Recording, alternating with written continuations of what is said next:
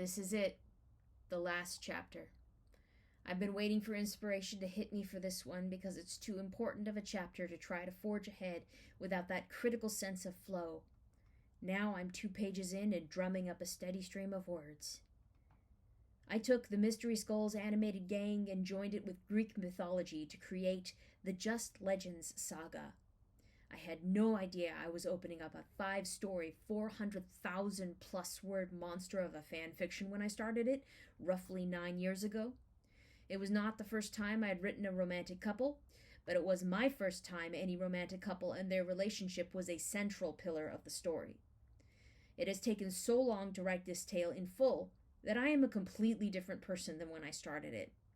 It has occupied a substantial amount of headspace for almost a decade, and the sadness of saying goodbye to it moved in around the last 3 chapters.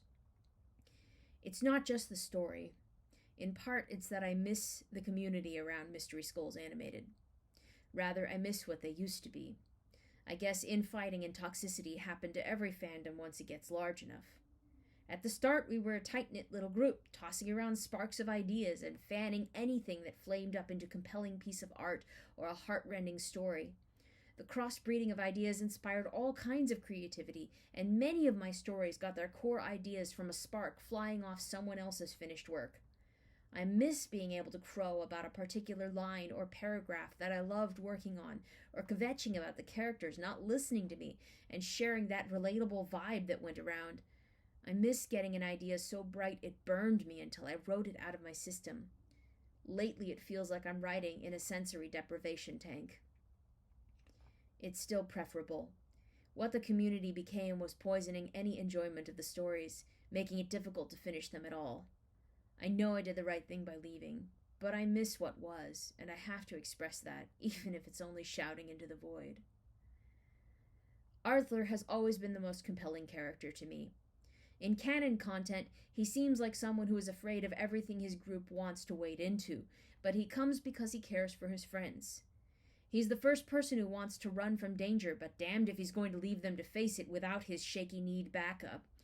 He seems to regularly face down things he'd rather not for those he loves, and that is compelling to me. I love developing this concept further, having him face larger and larger threats until he can offer an eldritch, god-level creature a dead-eyed stare and say, "You'll have to do better than that."